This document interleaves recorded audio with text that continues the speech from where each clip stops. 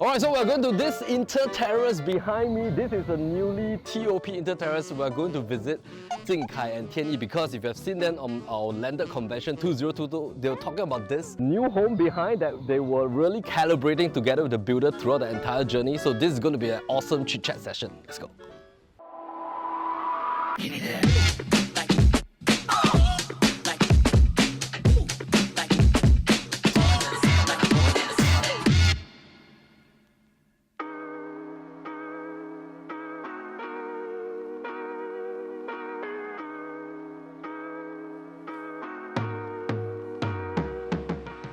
Where do y'all came from before y'all bought the 4th Avenue, right? We were in a HDB, so it was a BTO and our first property that we stayed in after we got married. After MOP, we moved over to a condo where our parents lived across the pool. Right. So they basically help us with care arrangements for the kids. From there, then invested in the two that you mentioned. TianYi always say that JingKai is forward-looking. Yeah, forward-looking, not only plan but able to execute according to the plan. Okay. That is very well thought through. So they started their family journey at a very young age. I think they capitalized a lot on that. I don't know, you all get married at 20... Oh, 22. 22, okay. And now you guys have 3 kids, right? Yeah, 3 kids. Okay, how old are your kids? 7, 3 and 1. Back then we started the discussion early. How early was that? Was it 6 months before? Or? No, I think more than that, 1 year plus before. We reconnect again in another 6-7 months later to discuss the plans moving forward. And the plan was to exit both, avoid the SSD, and then hunt for a landed. Landed, not yet. So at that point of time, it was still quite fluid. Yeah, because there was still quite a long duration towards their end of SSD. How did the plan evolve towards a landed eventually? We're trying to get more space for the kids, and then we wanted somewhere which was a little bit nearer our daughter's school, because previously we were in the east, and then their school is in Bukit Timah. So kind of Thomson is kind of somewhere in the middle, I suppose, Katsu, some travelling distance. We wanted to be near the nature reserve, because my husband is a very fond lover of nature, so I think this place cut it for us. How long did it take to exit both? For 4th Avenue, we found a buyer before the SSD. So we have to structure the OTP in such a way that we ensure that we protect the interest, not to have the buyer to exercise. But then so we enter into a long option, stated very clearly that the buyer can only exercise on or after a certain date. So we started marketing quite early because we knew that that's not going to be easy. We started with the video first, and then after once it TOP'd, then we staged up the whole place, and then we marketed for the M. What was the main trigger or motivation that eventually you decided on a landed? Previously, were you guys looking for a bigger condo or apartment? Actually, there were key changes that happened after we moved into the condo, which was then we had our 2nd child, and then the 3rd, right? At that point of time, we also realized that the family support, our parents, right, being able to help us in the child caregiving journey is very, very useful and very important. Generated to the idea that maybe we need a bigger space where everybody can be together. Then that thought came. Before that, we were contemplating, but we also didn't know what to do with extended space, right? Because there were just 3 of us at that point of time. So now his parents, they have a story of their own at the top floor. Okay. There's a bedroom and then there's a living room as well, pantry. Okay. So pretty much quite set up.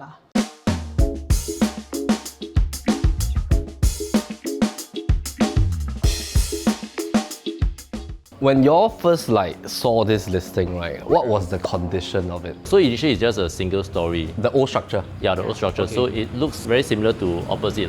Yeah, without the pitch roof. Okay, so a developer bought this place? Yeah, but bought under the son's name. We were looking through the brochures, set up a meeting with the developer. Then you guys went also for the meeting? We did. But they don't have a 3D visualization. Chen Laoban is very nice, so he brought us along to his past projects to go and see the quality and all that stuff. At the same time, I think it's also to build a rapport that we can trust. That he's an experienced builder. Yeah, and then because this land size is 1501, so we also arranged to see another unit around here that is also the same land size, just to get a sense of the space. It is actually considered a very rare case because I think not many builders are open to the idea to change and all that.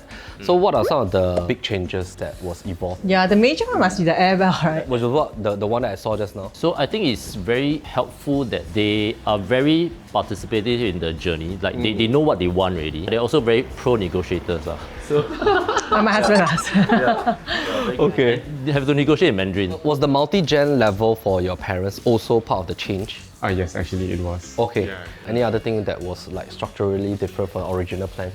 Yes, so if you see outside, all those are off-form concrete. It's something that they requested to have it done, and then the certain color and the theme that they already have a vision in mind. And was this like almost like the final product that you envisioned? Very much so. Yeah. For the developer, we have to talk to Chen Laoban and then his architect. Then the architect is also the one that will undertake a bit of the ID work that is required to be done. Yeah, because otherwise it's just a design and build. But basically, they were the ones that talk. During the negotiation and discussion process, right, we did not just anchor on price alone. This is a guy who really values relationship. The developer. Correct. I mean, he built his company with his bare hands, so to speak. He started off Like as- 白手起家. Yeah, exactly. He value like his reputation. Correct. So reputation is important, and he also wants to do good work out of pride.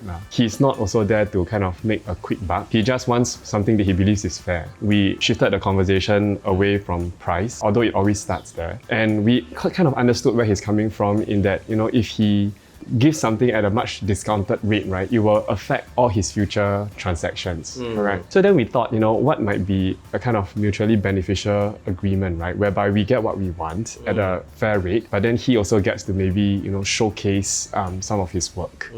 So therefore we said, okay, let's put price aside, and then maybe let's talk about what other features can we put in, and how can we maybe redesign some aspects of it to suit our living better. The relationship was what we really focused on other than the price. That helped a lot. Yeah. Eventually, we secured this place at what price? 4.86. The completion only took place just a couple of months back. But the deal was sealed in 2022 lah. Yeah, so it was a long option, less than 1 year. Yeah, it's really fast. Fast also because it's also tied to the payment milestone, which is also stated in the contract. So the contract was something that we didn't rush into it, although like verbally we agreed on the price and all that stuff, but then it helped that both sides of the lawyers are vetting through the OTP. Yeah, to ensure that we are not just rushing into it. Because at the point of time, we haven't established that relationship. So we're also doing the AML check, the bankruptcy check on the owner. So we do not want to have any implications.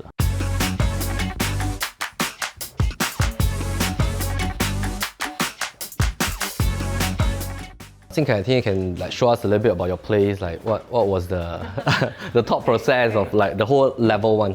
Yeah, as you can see, we usually like to go for a more down-to-earth kind of feel. So, no super flashy or showy kind of things. So a lot of natural colors like stone and then also wood. Very nice neutral This was palette. something that was specially requested also. So it's good that they have a vision, travertine, very specific. Yeah. So original material is not this. I think original was marble, right, for the whole floor. But I think we also wanted some segregation in the space. So there's a split here. There's some wood there, and then the stone is here. So most of this is storage space. There are a lot of things from our old place, the sofas, the wall displays. So this airwell was the one that you all wanted, you all requested. So original no airwell, the entire level was flat. Originally, no airwell. It's just a skylight originally. I think JingKai and TianYi challenged the boundary of the developer. Okay. So when you requested this, what was his reaction? His reaction was, will be quite expensive and not enough space. As part of the negotiation, we said that this will be good for us as it brings in light and ventilation. And I think he appreciated it. Was this wall also like part of your visualization? Yes. Yeah, it's an off-form concrete. One of the things why we wanted this, right, and you can see it a bit more evidently up there, is that from one room you can see the other room. So it's kind of like the 四合院 kind of concept, Old right? style concept. Whereby the family lives around a central skywell, and they can just shout to people to come for dinner and whatnot. But I mean, it's a very small kind of Very space. small, like, it's not like. But it fulfills the function. Yeah. Yeah, I think this is very important. I mean, like it just brings so much more natural brightness element. Yeah.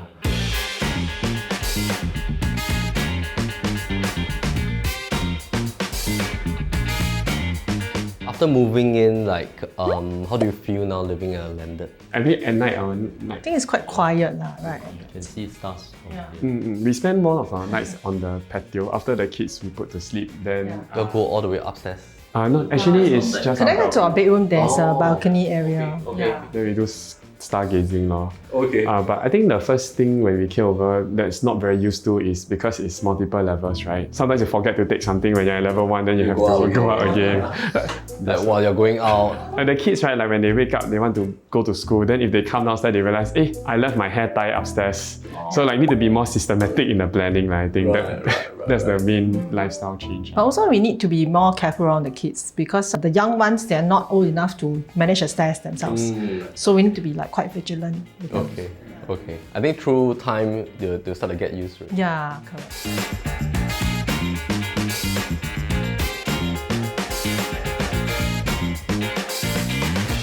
Usually Mid-Autumn Festival, Shangyue or whatever, steamboat over here. It's a bit hot in the afternoon, but in the evening it gets better. Right. Were these privacy screens, all these two sides, your design or was it original? It's original, yeah, it was. But this external feature, you guys wanted it? Yeah, this one. Yeah. Wow. But the funny thing is, sometimes the older generation or the neighbor will say, 还没有做完啊. You're not completed, is it? Okay. Have you started to make friends with the neighbors already? Oh yeah. Quite friendly, very friendly here. Yeah.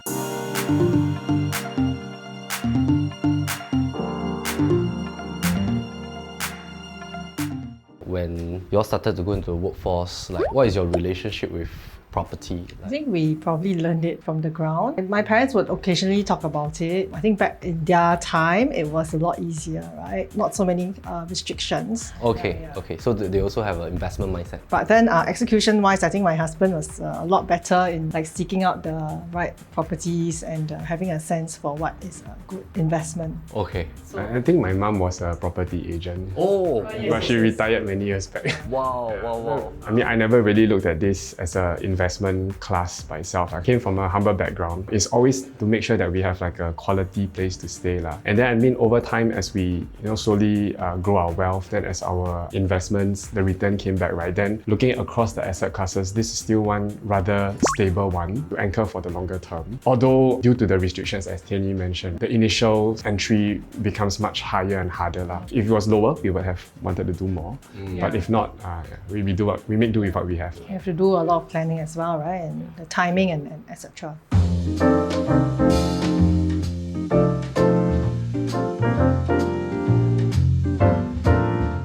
So this is the living. And then that one is There's that bedroom. bedroom. That was also one of the things that Chen Laoban did for us. We were looking at some existing kind of developments, and I think typically the space that's allocated for the elders is not too comfortable, I feel like, as per what we would want. So we thought that if we could build something from scratch, right, it will meet their needs. I mean, we are more kind of Confucian value type. So 长辈 must have like a very decent space. So it's like a little apartment in a way, with a little pantry as well. Yeah, my wife was very good. Like she basically kind of knew like what the old people needed based on the complaints from her grandmother. As in terms of how things can be improved. Then she gives some good ideas about putting a sink there, putting a pantry there, like this and that. So yeah, very thankful. Are your parents like happy once they saw this place? Okay lah. I mean, they're more comfortable in their own place, right? Throughout the process, there was a lot of due diligence done on like the contracts and all that kind of stuff. I might not be the best person because TianYi is a lawyer. Generally, like for landed properties, there's two types. One is a licensed developer. The other one is just a builder that's buying under their son's name or whoever's name. So ours falls to the second category. Because of that, then the contract can be in the wild west now. Back then, we wanted to say that okay, we want to secure. It's not something that we want to immediately put the option fee across first. So that's when we kickstarted the journey. So initially, back then we had some lawyers that we worked with, so we also recommended some. So but eventually, I think to be a lot more prudent, I think TianYi also reached out to her own contacts. Yeah, right. And then they appointed Roger and Tan, and then to really vet through the contract. So it was very helpful that we also put it across to the developer to say that we want to vet through the contract so that it's a fair contract, not just for them, but also for us. So that's when we hash out a lot of things. What we did was the AML and then the bankruptcy check, so that we know that once the money is in, there wouldn't be any issue at the point of time when we check. And the rest is really down to how the lawyers advise. It was good that there was already a very good relationship, so the developer also won't feel that our request is unreasonable and stuff like that. So they can understand where we are coming from. Because this is like under the developer's son's name, right? So in terms of the payment milestones, your money is paid, but you also want to ensure there's due diligence for the construction stage, right? We tag it to the fact that the payment milestone is tied into the deliverables. So I still remember there was two sets of deliverables. One is when the second story is up, and then the payment milestone has to be made, and then the other one is when the roof is up, and then the payment milestone is made. On the other hand, we also had a late payment schedule. They will be liable for interest if there's any late payment that was, or rather a late work. Late deliverables. Late deliverables. I see. Okay.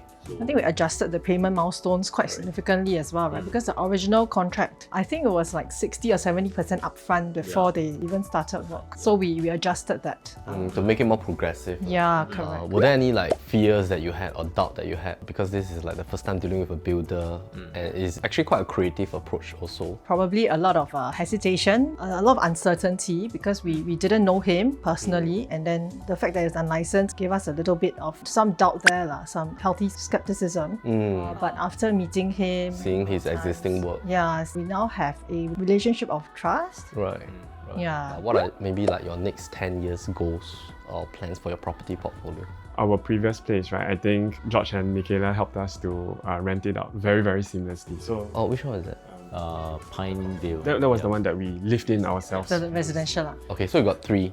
We had to be back then, exited 2, and then that is currently rented out. So the process was very smooth because I think we moved over here 1 week later to kind of do some light touch up and repairs, and within 1 week later we handed over to The tenant. the tenant. So there was no loss of revenue, so to speak. I mean, it's a very smooth So that one sort of covered itself. And Correct.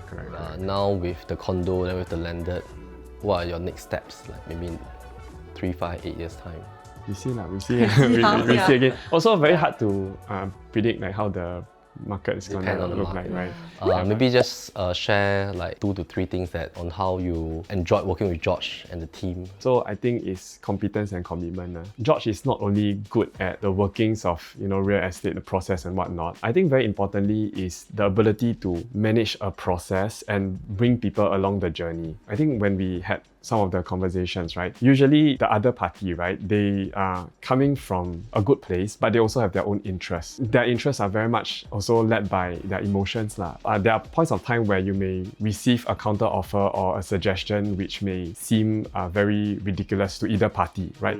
Maybe because some of the interests or underlying considerations are not well known. But I think George is very able to kind of very level-headedly bring everybody to the table and then talk things through so that people kind of see what's the common interest at stake and then are willing to work together. I think that's very important because it's not just about, wanting to get the best price and then whack the person, right? Because there's going to be repeated transaction, right? So you want to make sure that you do something that is fair and beneficial. So I think competence-wise, not just the hard skill, but also the soft skill part. There's a lot of commitment to his clients. It's very responsive. And also like kind of understand what your needs are, right? And then I think it's very professional and well considered. From the communications that he sends to us, that like everything is well thought out, it's logical, organized. There's point 1, 2, 3, 4, and why you should do this or why you should not do that. So I really appreciated something that I didn't observe in previous sub-realtors that we worked with, who are like a lot quicker to judge or pass certain opinions. I think an extension to that is that maybe a lot of people you recruit in your team, right? They have some form of corporate or professional service kind of background, right? So there's this kind of very structured approach towards approaching something and framework for understanding a situation and communicating it. So I think that's something that we value. Appreciate as well.